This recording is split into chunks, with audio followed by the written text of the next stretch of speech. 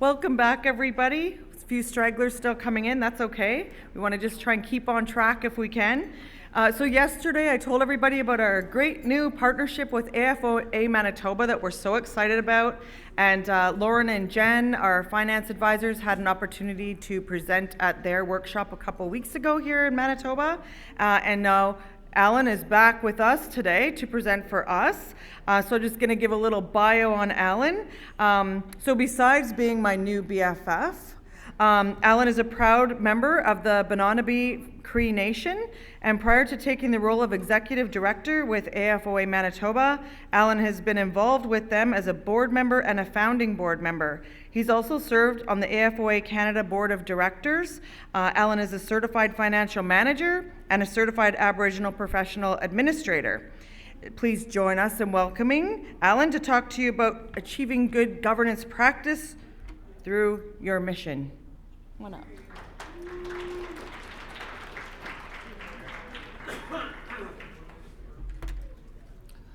Good morning, everybody. That's it. Nestama winasko moan. Winasko maiga how ni choga nag guta tusketiga Doki Win Tribal Council. Da besa neminente nan da tuskemit tuak. Sige mai gusten ta kapebu inino daga nomet kakina yona rutamak. Agmen nasko mani choga na maya how Dave McPherson agibastena hutagusika umama mo piak.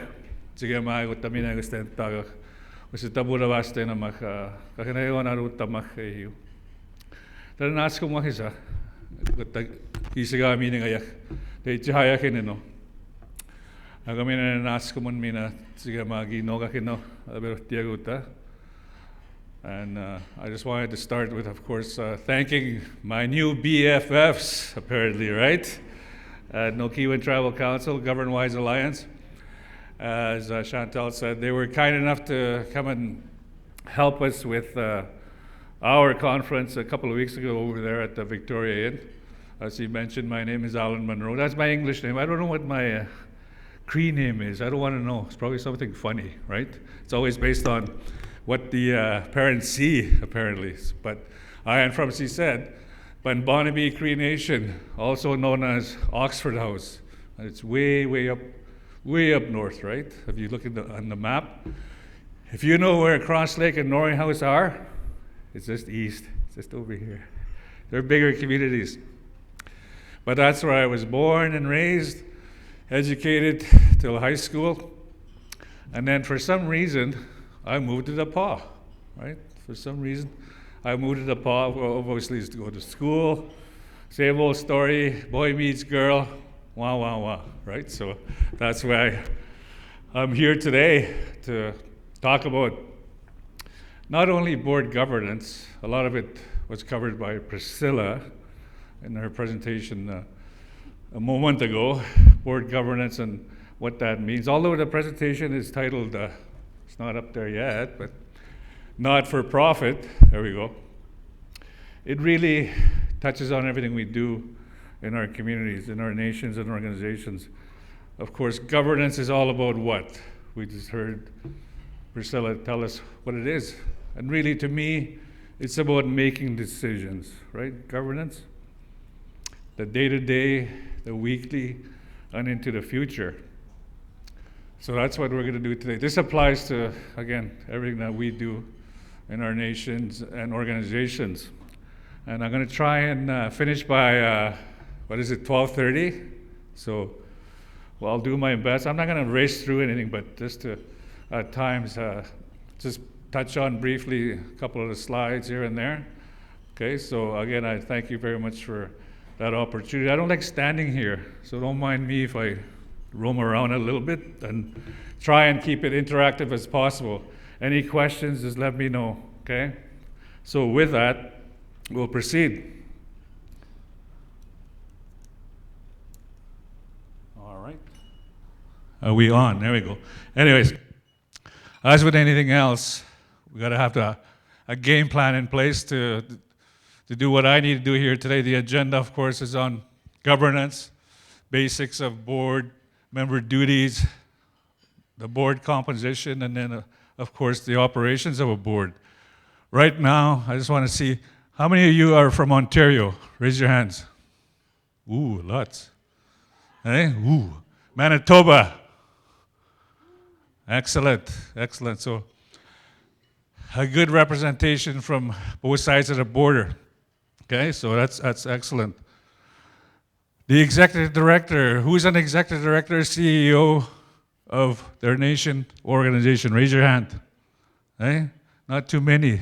1, 2, wow, 3, 4.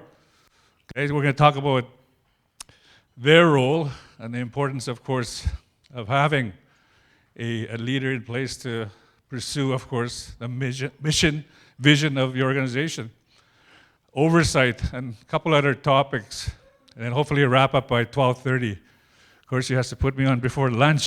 Hey, Chantal, everybody will be hungry. Okay, so anyways, the objectives, here they are. But really, it's about understanding the roles and responsibilities of your board. I'm going to touch on experiences that I have with AFOA Canada and then AFOA Manitoba as we go along, share some stories, some experiences, what's worked and what hasn't, of course. Okay, just a couple of quick facts. The not-for-profit sector, over 170,000 organizations across the country, including charitable organizations. Okay, there's a lot of organizations out there, like yours, like ours, that of course form this sector of organizations and so on.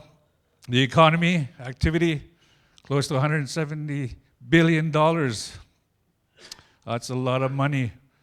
Lots of sunyas, of course, right? And a couple other stats there. What is that? It makes up government not-for-profits, the list there. Community not-for-profits. How many of you here work for an education authority? Couple in the back. Health authority? Okay. For a board. Anybody on a board? Good? A few. Businesses, of course, also a consideration. So we'll go into the basics and duties of governance. Again, governance is there to make sure that we make the best decisions in the best interest of your community. And it's a system, of course, that I think Priscilla touched on it a couple of times, where there's the leadership, here's the, of course, the staff, and how that should be separate. That's a given, right? So also your system has to look at the resources that are available to run your organization, budgeting, and all that other fun stuff that comes into the picture. And what is, again, governance is governance. The duties, of course, that looks at potential liability and so on. Fiduciary was a word that was used by the last presentation. And what does that mean? Of course, legal obligation. Board culture. Volunteer commitment, not less than, of course, the corporate directors. Do you guys have a lot of volunteers in your community? Or do we have to pay the volunteers? Right? Bingo cards, right? To the first volunteer. Things that you need to do to drum up, of course, folks that can help you with your governance aspects. Here's the conventional agency theory, the principles, and we'll explain those, the governing body, and the agents of your organization. That's, again, that's the theory behind, of course, what a board role is. And what are those principles? Okay, there's a list there. They're there to establish why. The mission. What is the mission? Mission of your organization, why are you there? That answers that question. Why are we doing what we're doing? We'll get to a better place, of course, for your community and your organization. agents. It operates the activities of your organization. You are all agents of your nations, and then, of course, your boards and whatnot that you work for. That's, of course, key. Without you as folks that work in the organization, it's pretty tough to get anything accomplished.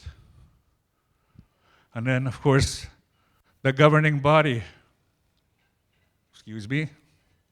Again, I don't like to stand there and ramble on, right? So the governing body is, of course, the board, the voice of the principals and the agents and back, the ultimate authority and responsibility, like I said, to act in the best interest of the organization. And there is your standard governance structure at the top, right? Obviously, we do it for a reason, and it's for the members of the community. The reason why I asked who works at the Education Authority, really this is a good example of that, where we appoint a board of directors to basically run the education system in your community. And who else is involved? Your advisors, your executive director, your board committees, and at some point, your auditors. And there we go again, there's the types of boards. Advisory to an operating board, excuse me. In our history as AFOA Manitoba, we became a chapter of AFOA Canada in 2004, 20 years ago. And we were a working board where we didn't have an executive director until I came on board July of last year. So that's an example of a working board where we had to do everything ourselves, which was fine. But you get to a point in the operations where we need to hire somebody to do what we need to help our communities. There's your advisory, the definition there, a couple of points of each. Advisory, hands off, right? Hey? As much as possible. As an advisory board, you're there to, of course, provide expertise. Collaborative, as the word says, working together to meet that mission that you have, to move forward to your vision. What is the future that you see? And governance, separation of board and management, that agency theory again, where the board are not involved with the day-to-day, but they are planning, of course, to make sure that everything works out to help the community. They hire the executive director, and so on. An intervening board. Intervening, even that word alone makes me think, okay, the board hires staff, delegates some operations to management, typically has a good relationship with everybody, right, the members and so on. An operating board involved in the day-to-day. The board is involved in the day-to-day. No or minimal staff. Board is often large and meets frequently. Okay, so those are just key characteristics of the types of boards. So why join a board?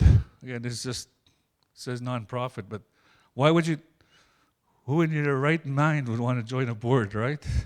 It's to make a difference for the cause, support the local community, and so on. Be involved in a team environment. But I think for me, it's to help get things done and make things better. So, the core principle. I don't think I need to tell you guys that. The board is accountable to the members and so on. Right? That's a given. If we didn't have that, it'd be tough to measure how effective we are as a board, as an organization. Are we doing what we said we were going to do? And here's, of course, a list of governance duties. Not an exhaustive list, but touching on, of course, the key. Legislation, bylaws, board policies. Bylaws, of course, are the rules that govern your organization. We at AFOA Manitoba just had a AGM 2 weeks ago. And we made a change to our bylaws because we've changed over time since 20 years ago.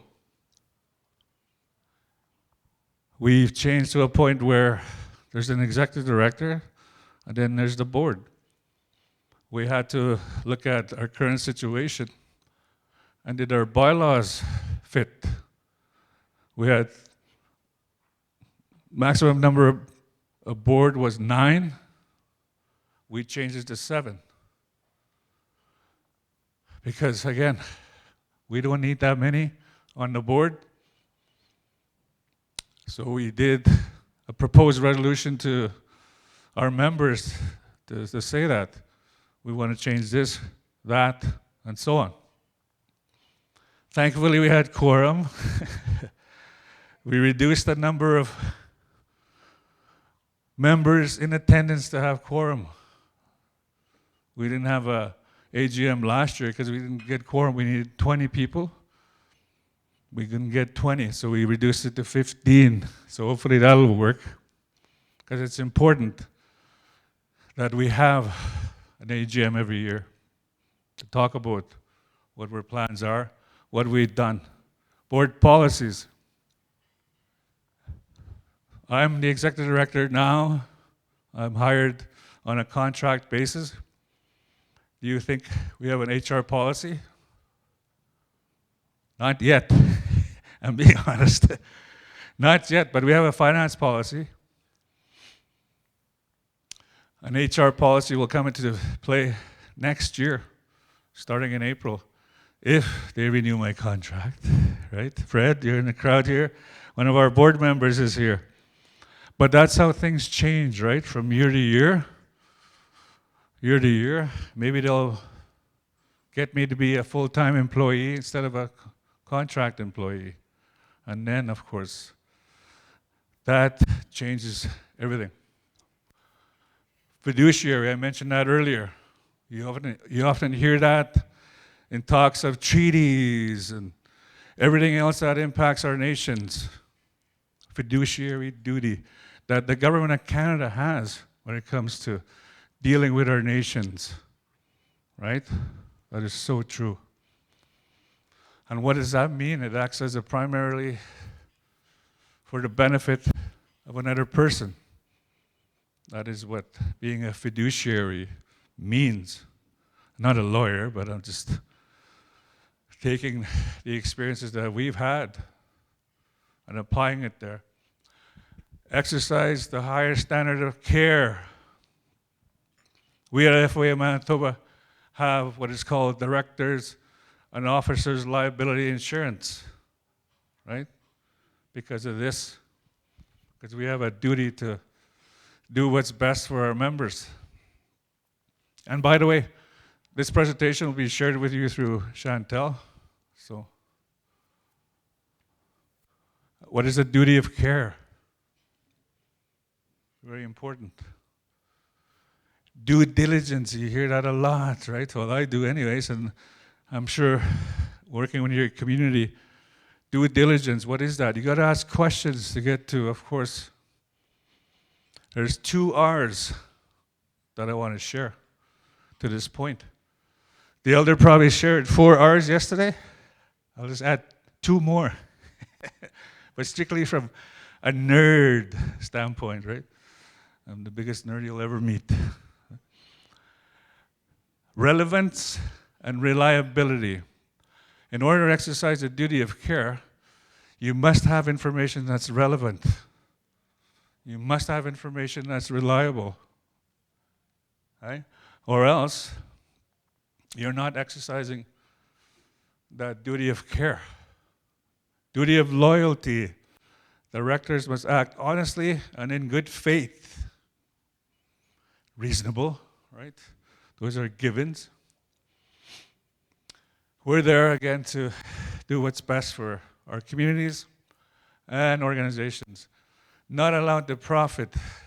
What does that mean? Can I get an advance on my honorarium, Fred? No.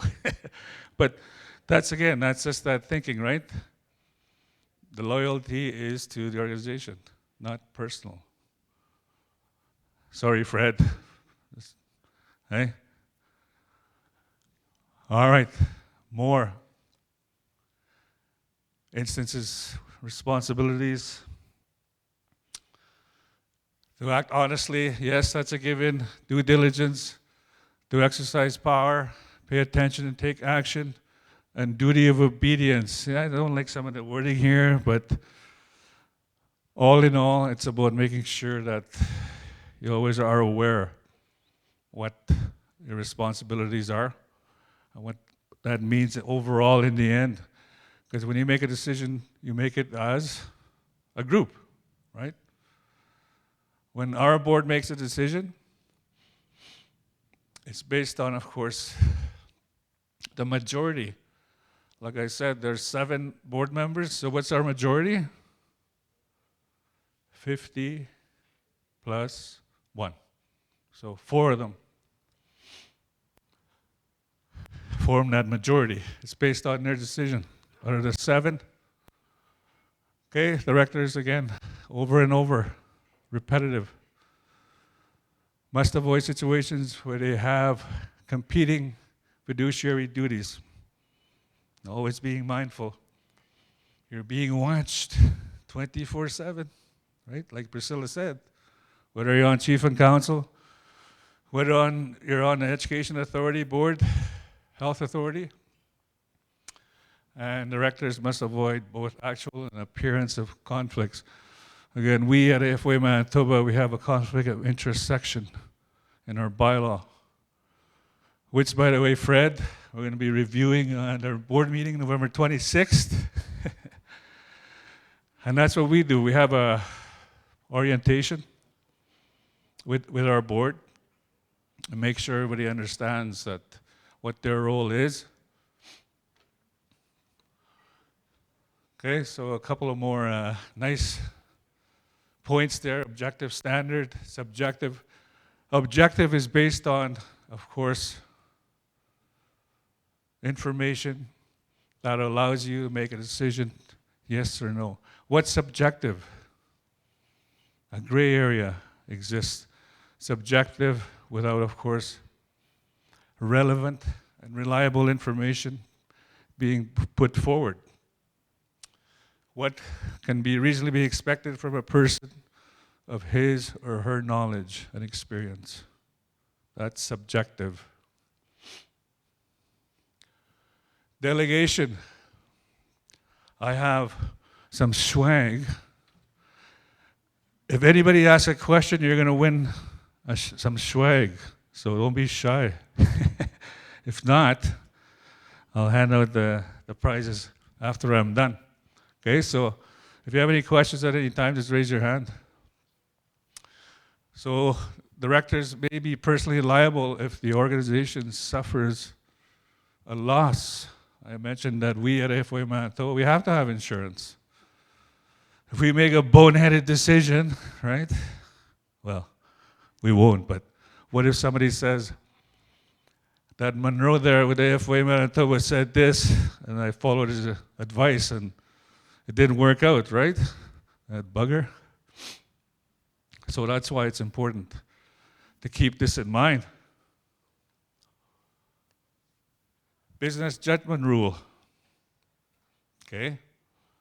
Court will not second guess the judgment of the board, made honestly, prudently, relevant, reliable, the 2 R's, and in good faith, and so on and on and on.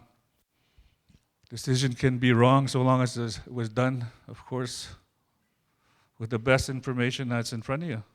We all make mistakes, even as a collective. right? But what's important here, everything is documented. Every decision you make is documented. I'll talk about minutes near the end. Your agenda and the types of minutes that are required in making decisions. Just think about it. If you didn't have a record of decisions that you made, it'd be pretty tough to move forward. We at FOA Manitoba, we've been fortunate to have folks that have been assigned the secretary role as per bylaw, and we've had really good solid minutes throughout our history. So decisions, again, must be well documented. Again, there's your fiduciary. Funds are spent in accordance with donors or funders. Statutory obligations, payroll taxes. Ooh, I love that subject, payroll. EI, CPP, pension. Very, very important that those are met, right? You don't want to get CRA after us because, again, there's no need for that. Internal controls. What are internal controls? Like I said, I'm the biggest nerd you'll ever meet. Internal controls are there to protect the assets of your organization or your nation. Internal controls require there be a separation of duties. Someone doing payroll shouldn't be doing accounts payable, and so on, right? That's what that means. Internal controls. The 3 C's of being a great director, Fred. Pay attention. No, just kidding. Nodding off. I know I'm boring, but hey. Competence. Yes, curiosity and courage. Courage, right? You as leaders in your nations and organizations, you have all these, whether you realize it or not. I have great respect for the leadership of our communities. That includes Chief and Council and everybody else that it takes to help our communities. And what is competence? What does that mean? Competence is being able to do the job based on your education and work experience. All right, few questions here. But at the bottom, one size does not fit all. We heard Priscilla say, take this manual and do what you want to fit your community or organization. What should be the size of the board? I mentioned us as AFOA Manitoba, we used to be 9, now we're 7. Our membership is at 252 members here in Manitoba. Ontario, AFOA Ontario has similar numbers. But why did we decide to have 7 instead of 9? Again, it's based on where we're at in our operations. Who gets to be on the board? How do you decide that? We have an election every year, if we need to. People get nominated, right? They say, okay, I'll run. How do you find the right people? As AFOA Manitoba, it's not just finance. It's about everything we do in our nations, whether it's HR, leadership, management, and so on. Anybody can be a member of our association. Are all board members elected by the members? Yes. How long should people stay on the board? Forever, if they're good. Hey, that's my personal opinion. But there's terms. Our board has 3-year terms. Other committees.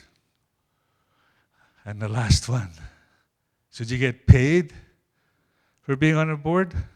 Yeah, of course. Reasonable expenses to come to board meetings, right? Should you get an honorarium? Probably. Probably. And that's to, of course, compensate for your time and efforts in doing the best for your community or organization. Here we go, board size, minimum of 3. Who here has more than 10 on their board? Good, good. Because it gets to be a bit much, eh? You consider the skills of each. Location, right? Travel, everything else, because it costs money. Even though, you know what, at times you attend board meetings and other workshops and conferences, there's a cost for everything. Is this a free workshop? Conference, right, that our good friends at No Canadian Tribal Council have put on? Yes, and that's awesome. There's ways that you can lessen or mitigate the costs by applying for funding. Keep the board as small as possible, anywhere from 6 to 9. But as our membership grows, of course, the time and effort that's required by the board will increase as well. Maybe we need to go back to our members 2 years from now because we got 500 members, right? But in doing that, the board will grow as with our staff. All right, who should be on the board? Determine any gaps in the timing desired for new directors. That, I think, there answers my own question, who should be on the board? Majority must be independent. Recommend no or minimal related directors to avoid potential cousins. We're all cousins, right? Can't help it. Right? Cousin Fred there, hey, fine. But as long as we announce the potential conflict, right? Always be upfront about that potential conflict, that the decisions that are made are, of course, with that in mind. Here we go, though. The minimum qualifications must be 18, not have been declared incapable under the laws of a province or territory, be an individual, and not be bankrupt. Again, I'm not a lawyer, but these are all straightforward requirements of being on your board. Okay, to be on the board of AFOA Manitoba, you have to be a member. You have to be a member of AFOA Canada. That's the first requirement. Technical. Our mission is to certify, at AFOA Manitoba, our mission is to certify as many of our folks that work in the communities, and our vision is to, of course, help our communities in ways that will be tangible, meaning you'll see growth, and you already are. When I say certify, I mentioned that we have started in 2004. We have 4 designations, one being the CAFM, Certified Aboriginal Financial Manager. Second one is the Certified Aboriginal Professional Administrator, CAPA.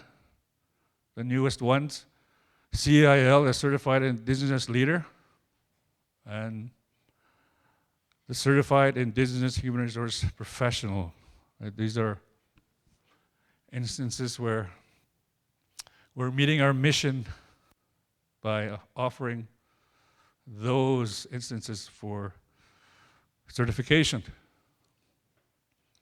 Examples of an engineering association should include professional engineers. But as I mentioned, anybody can be a member of our association as long as they're involved in helping our communities in any area. IT is big now with, what's that called? AI, right? We have workshops on IT, and you can find all our workshops on our website at AFOA Canada, afoa.ca. But these are examples of who should be on the board. Finance, legal, and so on. Leadership. Leadership is so crucial in your nations. And even more, becoming more and more crucial in how our leaders are moving forward. And that's why we're here as AFOA Canada. That's why we offer that certified business leadership designation to help our leaders to, of course, help their communities. Because a leader today must understand the debits and credits of making decisions, right? Debits and credits form the foundation of your financial management system. Today's leader must understand the HR aspects, labor laws, and so on. Okay, so I'm going back. Should be going forward. All right. You must be trustworthy. And all these other good things. I don't think I need to tell you that. Right? Ethical. What about board diversity? As much as possible, that should be recognized on who you select to be on your board. And they need to address, of course, gender. Nowadays, right, it's not simply male, female. That has to come into play. How do we address that as an organization, as a nation? Ask, right? Ask questions. How can we address age? Just because I'm 70 years old or 75, right? That doesn't mean I can't contribute. Another example, recruiting board members. When you're in a community, when there's terms that are coming up, do we advertise just before bingo? Hey, that's the best time, I think. On the radio bingo or TV bingo. Because Kuhum, hey, is listening. She'll say, hey, why don't you be on that board? There's constitution and bylaws that require certain representation. Always be mindful of that. In your bylaws, if you have a bylaw, there's a nominating committee, and so on. Establish a disciplined process, and there's a whole list of what that means. In the end, it's all about who is coming on the board and how do they fit. Are they going to be effective? Of course they are, if given the chance, but you have a responsibility of making sure that there are instances for orientation and so on, so they know what the expectations are. Here we go, just a little caution there. Current prior interaction with the organization as a client. Maybe they were a client of AFOA, meaning they came to our workshop and they didn't find it useful, which is fine, right? Past employment with the organization. Personal relationships with other board members, just saying, hey, things happen. Things happen, but just to be mindful. Can't control everything. And 3 other points are at the bottom. What's a high-profile director? A high-profile director.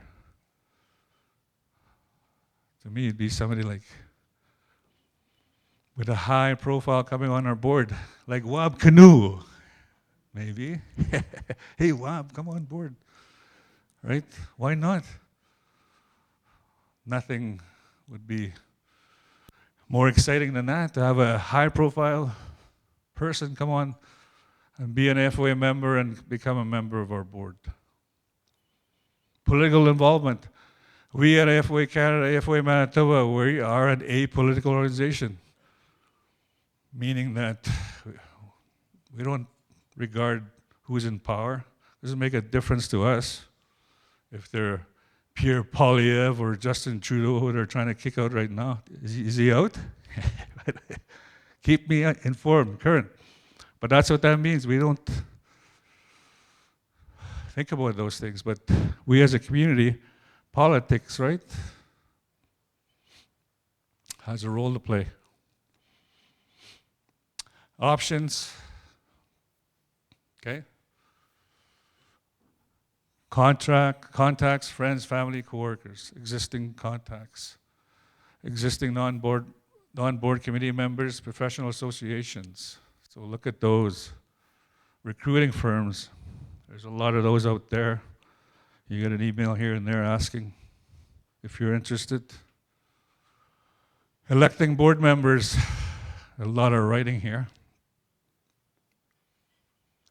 Okay, the general rule. Directors are elected by the majority of the votes cast at an annual meeting. On and on and on. We just had a AGM 2 weeks ago. We didn't have an election, thank God. We have 7 director positions and 7 that were nominated and accepted the nominations were elected by acclamation. So we were fortunate there that we didn't have to have an election. If the bylaw permits, the board can appoint additional directors and so on. And this is us on number 2. The board may fill a vacancy on the board for a term to expire on or before the annual meeting. If 2 of our board members resign, we have to have a minimum of 5 in order to conduct business. So we as a board have that option to go to our members and say, would you be interested in being a board member? Ex officio. There's that instance where they're on a board, they don't hold a board position, they weren't elected, but they have to be a member. They're more advisory, right, ex officios. Non-voting directors are not permitted. All board members must be entitled to vote. Okay? That's how you do your governance. I keep going back here, what the heck? Okay. Anyways, electing board members, democratic process, transparency, and all those other words that we know. Nominating committee can include membership, propose a slate of candidates, and so on. Publish to the members the selection process and criteria. No questions? Come on, I got swag. Anything. Just say you're boring, I don't care. You win something. Okay, so here we go, representation. Representatives are appointed by other organizations, could create challenges for board composition. If this happens, these are some thoughts on it. Ongoing communications with chapters about board governance, roles, and desired qualifications. So reaching out to others. Okay. Ensure all your bylaws and policies allow a certain number of large directors. I think we spoke about that. Terms defined in your bylaws by legislation. There's no limits on the number of items, number of terms that can be served.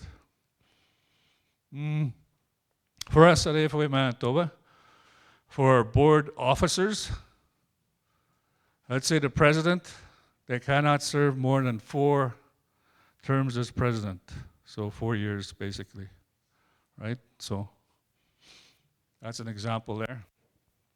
Term limits create opportunities for fresh ideas. That's why I'm happy that we have 3 new board members on our board as AFOA Manitoba, bringing in new ideas, new thoughts. Operations. Why do board directors meet? That's the whole point of being on a board, right? To come together and make a decision. Compliance matters. Finances. Risk. What is risk? Right? Risks is what if? What if this happens? How are we going to address it? Where do you find that ability to address that? Strategic planning.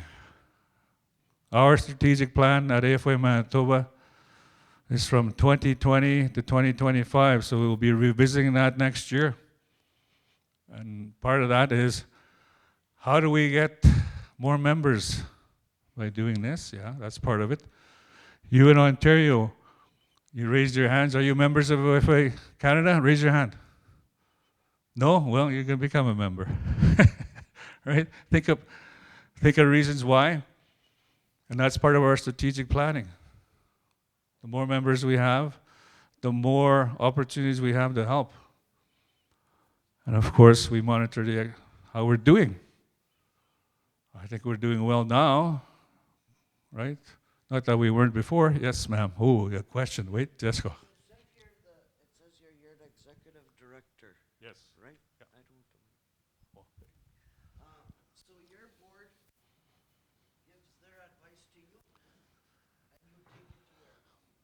What happens is at our meetings, and I'll talk a bit about that too, on our agenda, I do reports, and then part of that is what we're going to be doing coming up, like next fiscal year. So I seek advice from the board. What are their thoughts? What types of workshops should we be doing for our communities and organizations? So that's one way I seek advice from the board. Because our board is made up of folks that work in the communities, like you all do. So that's one way where I get to stand in front of the members and say, hey, the board decided that we're going to do this, but did we do it, yes or no? And that's, again, going back to what we said. Did we do it or not? Monitoring. Our decisions are, of course, made within that setting where we focus on the relevant and reliable information that we have in front of us. As the executive director, they make my job easier, right? They make my job easier, but I do give them one piece of advice. Stay out of my way, in a good way. Let me do my job, right? The only time I need your help is when you come to board meetings and we have events, if I need your help at registration and so on. We're very honest with what our roles are. Frequency. We meet at least 4 times a year as a board. Maybe twice virtually and twice in person. Okay, determine when, if there are board level decisions to be made. That's key. A schedule, including quorum at minimum. I said we have 7. What's our quorum? 4. We need 5 board members at all times at minimum. Recommend establishing a rolling 12-month schedule with fixed meeting dates. For us, it's every quarter. Every quarter of the fiscal year. April 1st to March 31st. Here we go. Now we're getting into the really good stuff. The whole point of me rambling on and on. Okay? Your meeting agenda. If you didn't have an agenda, I think it'd be pretty tough to keep focused. 3 components. The agenda looks at level 1, level 2, and 3. Level 1 is items that require board approval but do not require any presentation or discussion. Does that make sense? Consent agenda. Level 2, items that require individual board approval after my brief presentation and discussion for approval. And level 3, items require presentation and discussion by the board, possibly leading to a decision, consensus. As you can see, your meeting agenda can be based on those 3 components. The majority of the board meetings should be focused on level 3. Robert's rules. Robert's rules are simply how to run your meetings. Beginning with, of course, your agenda. Meeting materials must be aligned with the agenda. Executive summaries. Avoid massive PowerPoint presentations. Right? At meetings. There's times and places for that. Include additional information and suggest a web portal used to distribute and save board materials. We have that at AFOA Canada. Our Ottawa office does this, where all our board meetings of our national national board saves everything that they do. Meeting materials must be available to the board. For us, our meeting is on November 26th. So on November 20th, I'll be emailing all our meeting items to our board, PDF. So they have a week to review the material, and then they come to the meeting. Let's make a decision, right? Board minutes. This is, for me, the most important aspect. Minutes are your decisions. It's essential for how you arrive at this decision, and so on.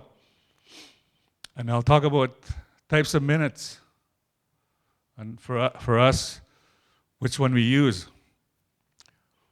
Action items recorded and tracked. In camera, hold on. In camera executive sessions, there's 3 types. How many of you have heard of in camera? In camera. What the heck does that mean anyways, right? In camera, some members of management leave, some stay. Public excluded, the board meeting is in public, no minutes, no nodes. Does that make sense?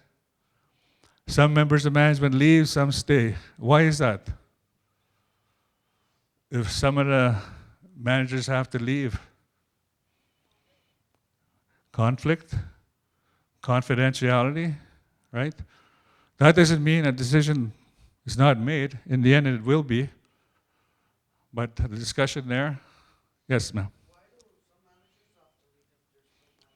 Because they're probably part of the discussion, meaning it's about them, right? It's about them, and then in camera allows. Sorry, go ahead. So, why would chiefs, when they say in camera, then some people have to leave?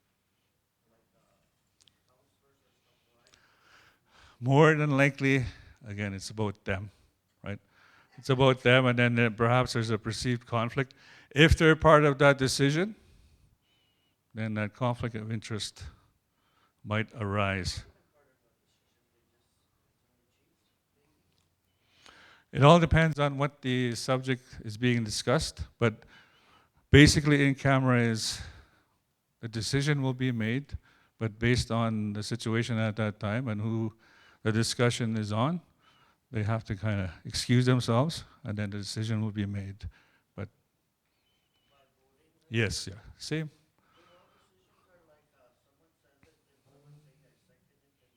Yes, yeah. Yes, yeah. There's got to be a motion and a seconder, and then call in question, all in favor, and then board meeting, right? There has to be the number of motions that were made, numbered. Executive session, everyone leaves the meeting except the board members. Minutes may be recorded. This is again strictly from board governance, looking at not-for-profit, but this can apply to situations in our communities. Combination of an in-camera and executive. Everyone leaves the meeting except the board members. No minutes, no notes. Okay? That makes sense? The point here is that these situations, when they happen, this is what it means in camera. Confidentiality is key, right? Confidentiality, the less we can minimize the perceived conflict of interest, the better. Board committees. Of course, we heard Priscilla talk about types of committees in the community. That's no different. You can have the executive committee, which is the president, the vice president, secretary, and treasurer. And then other committees, like the audit committee. Finance Committee, and so on. It's all based on, of course, policy and procedure. Here we go, some more. Each committee will have a term of reference. Straightforward. If, when you get back and you're looking at this presentation, if you have information that you'd like to see more of, just let me know. Chantel has all my contact information. The Finance Audit Committee reviews and recommends that the board approve the entity's financial statements. That's an example there of that committee and their role.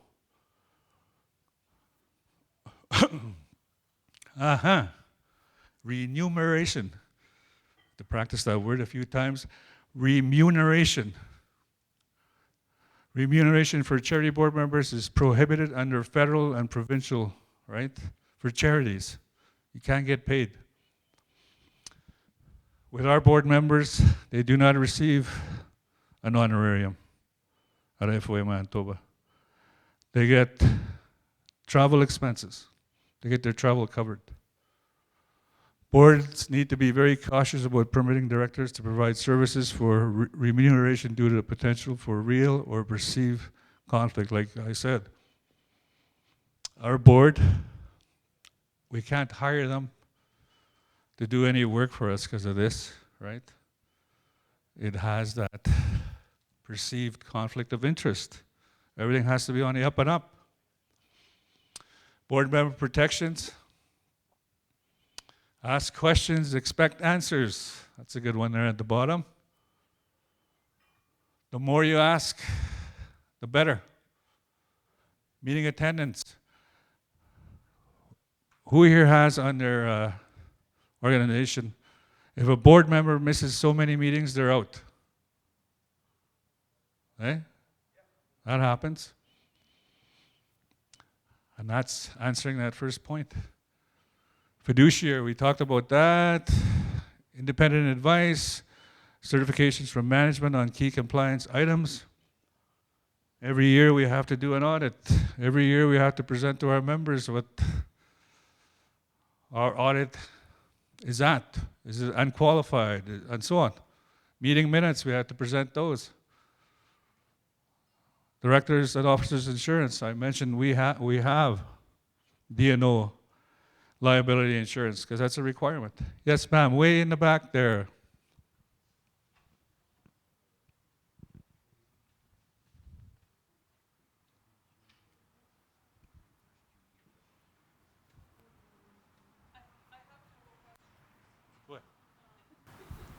Okay, my first question was a couple slides back about the in-camera and other sessions where it said the executive members, it said notes can be taken. Are those made public after, or minutes can be taken, I mean? And then my second question is, do the AFOA members pay an annual fee? Good questions, you're going to win a prize, right? That's in camera, right? We mentioned that an in-camera session is there to protect the confidentiality of course, the folks that are affected. That's why they're asked to leave if the discussion is based on their participation. That's why they're asked to leave. Are there notes taken about that? No. But the decision that is made is recorded, right? The discussion is confidential to a point where what matters is the decision that is made, as long as you record that. Yeah. Executive sessions where, yes. No, everybody, they're public. Because the in-camera and the executive are different. The executive sessions are there to, of course, record the decisions of the board. Didn't say that it's in camera, so there's the difference right there, okay? And do AFOA members pay, what did you say, registration to become a member? Yes, there is an annual membership fee.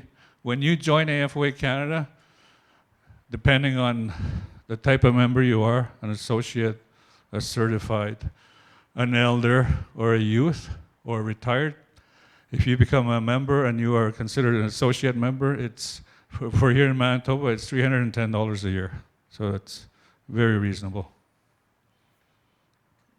Good. You win a prize, by the way. Excellent. What time do we have there, Chantel? 12:09. Oh, Fred Martin, my own board member. Huh? We're going in camera, Fred. Okay. You talked about the different levels there. I think there's 3 levels for the agenda. That level 1, can you give me an example of a level 1 item that you have to report? It's a non-reviewable agenda or a item.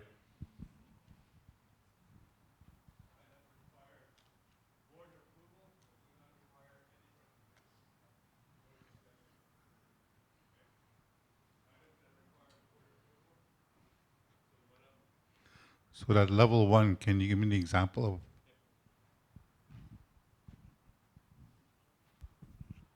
So for level 1, for our here's a good example. For our November 26th board meeting, I am asking the board for their approval to hold 4 workshops in 2025-26. Right? I'm asking the board to give me approval to have 4 workshops for 2025 and 26. Does that require a presentation? Because I'm telling them what the dates are and what we're going to be doing. That's level 1. And you're ineligible to win a prize, Fred.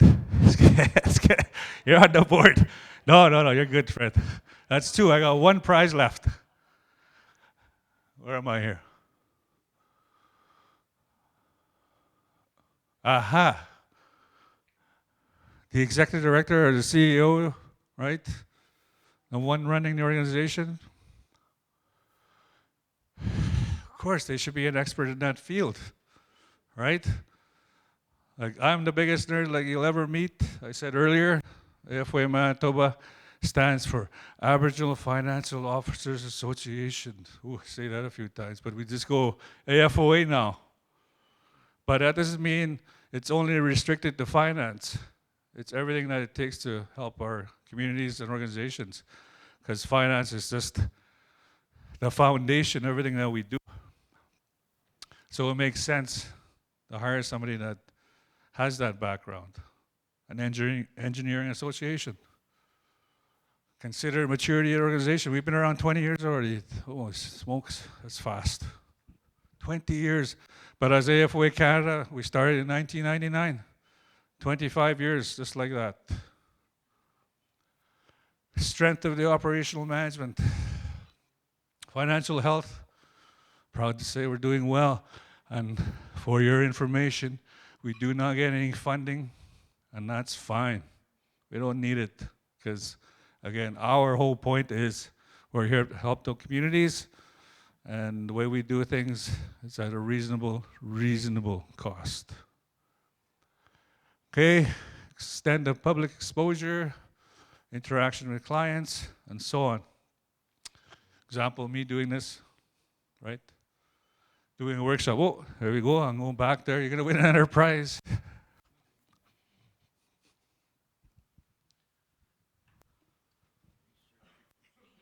researching. Go ahead. Yeah, go ahead. So AFOA Canada, you're for all of Manitoba. For Manitoba, we're AFOA Manitoba, but AFOA Canada is all across the country. Okay.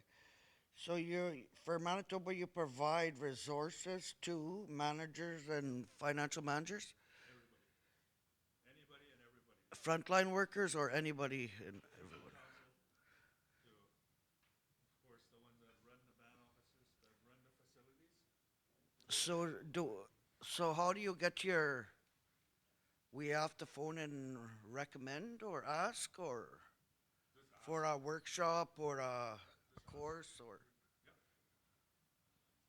I'm just asking because I didn't know yous were out there for everyone. or what you were for, but I know when I did my Indigenous Financial Management, I took one of those FAO, what? Courses in our, to get my diploma. Yeah, and again, that's part of our mission, right? To certify as many of our leaders, and you are a leader in your community. And what you can do is, I'll give you my business card, and based on your previous education and work experience, if you want to work towards your CAFM, the Certified Aboriginal Financial Manager, there's a process for it where we look at your prior learning. So what would my Indigenous Financial Management do with, Yeah, CAFM. yes, We would get you to submit what is called a portfolio. Yes. Good. Yep. wouldn't I be higher than that thing that we did online to get their certificate? So what we would do is we would get you to submit a portfolio, and we would look at your prior learning, and if you have those credits for good, and then what you would do then is you would have to take a couple of online courses, excuse me, my friends, a couple of online courses, pass those, and then you would be eligible to write the exam. You pass the exam, and then right on, right? Because that's our process in a nutshell. Yes, yeah. So just I'll give you my business card, and then I'll work with you to get to that point where you become a CAFM. By the way, our national conference is in Halifax, February 25th to the 27th, Halifax, Nova Scotia, where part of our celebrations is our graduation. So there's going to be tons to celebrate. Recruiting, establish a committee. I'm going to speed up a little bit here. Establish a committee. Of course, the criteria must match what you're doing, obviously, right? Consider if existing management could be promoted. That's a given, internal and external. Recruiting firms. You probably all have been contacted by recruiting firms asking you if you need their help, right? They can find you the perfect fit for your position. But at what cost? Performance management. So next fiscal year, Fred and the board get together. Monroe, you've done good. We're going to offer you blah, blah, blah. But there has to be a reason why they're going to extend my contract. Measurable objectives. We measure what we did this past year, financial results, and so on. Oversight. There's that theory we started off with. Geez, seems like a long ago now. Principles, governing body, and agents. There's the direction. Okay, down.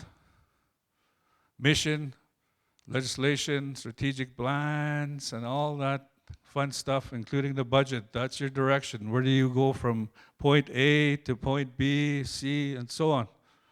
That's what it speaks about. Strategic planning. What is strategic planning? For me, in its simplest form, strategic planning is stopping here, turning around. What did we do over here in the past? And what are we going to do moving forward? Right? To me, that's strategic planning. Stopping where you're at, looking back, and looking forward. Here's this theory again. Based on that, now it's kind of a circle. Right at the start, it was going down. Now it's moving back up. Control. What does that mean? There has to be controls in place to monitor how the executive director is doing. Annual reports, evaluations, and so on. And part of that is audits. Ooh, we just finished our audit. All good.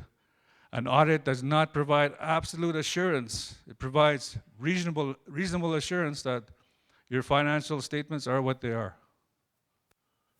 Strategic plan. and on and on. Ongoing updates to the board should be organized around that strategic plan. Like I said, ours needs to be redone at the end of this coming fiscal year. Financial statement review, that's a given. Our next meeting, I have to have the October 31st financials done. Halloween night, Fred. Trick or treat. Eh? So that's part of that. Risk. Examine risk. Like I said, what is that? It's the what if this happens. What if something happens to Alan? Right? Who's going to take over? That's one example. Risk oversight. Continuing on. This is one of the most challenging areas for the boards, monitoring the effectiveness of what we're doing. Over and over, you have to maintain that consistency. Internal controls, I spoke earlier about that. It's simply the separation of duties when it comes to the financial systems that are in place in the organizations. Not one person should be doing, if at all possible, receiving the money and depositing it, right? Receiving the money and depositing. Budget's very important. We have to have our budget in place before the start of the fiscal year. Makes sense. Here we go again, audit and finance committees. Board treasurer meets with the CFO, and CFO does what they do. Risk areas for attention. Directors tend to be much more visible to staff and members than in the private sector. Directors' behavior, right? Directors' behavior, and even staff. What if I went and got twisted up and at a function and broke a table, right? Not that it's happened, but that is part of conduct. Not just the director, but staff as well. What you do has an impact on the image of AFOA. Conflicts of interest. Worth repeating. At all possible times, efforts must be made to avoid that. What's a conflict of interest? Where I'm not benefiting from my role as executive director from what's happening at AFOA Manitoba. More conflict of interest. Code and ethics, conduct and ethics. Establish a code for themselves in our board policy manual. Yes, we have that at AFOA Manitoba. Roles and responsibilities to be on that board. And we all should have that. Management must report any incidents of ethical breaches. I, as a CAFM, if somebody wants to file a complaint about the advice that I gave,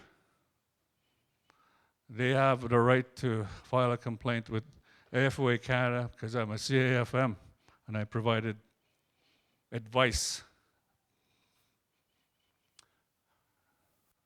Transparency.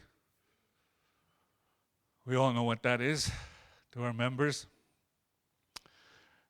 Okay? And some of the ways you can do that, written communications, websites, social media, but I'm not even on TikTok or Facebook or whatever you call those. I don't know. Maybe it's a good thing, but those should be taken into consideration how you do that with, of course, caution. Board evaluations, that has to happen. How do you know you're being an effective board member? Okay, there's ways to do that. One-on-one interviews, and anonymous surveys, input from the executive director. Fundraising. Should directors be expected to donate to the organization? Fair question. Should directors be prohibited from any material donations to the organizations they serve? Just questions to think about. Insurance, we spoke about that earlier, why it's important. Make sure that when you get back, ask that question, do we have insurance? Voila. There. That is my presentation, my friends. And again, I'll stick around for lunch, free lunch. And then I'll stick around till about 2 o'clock. Anybody needs to come and talk to me about us as AFOA, I'd be more than happy to do that. With that, I thank you very much. I have prizes for this lady, that lady, and Fred. Egose.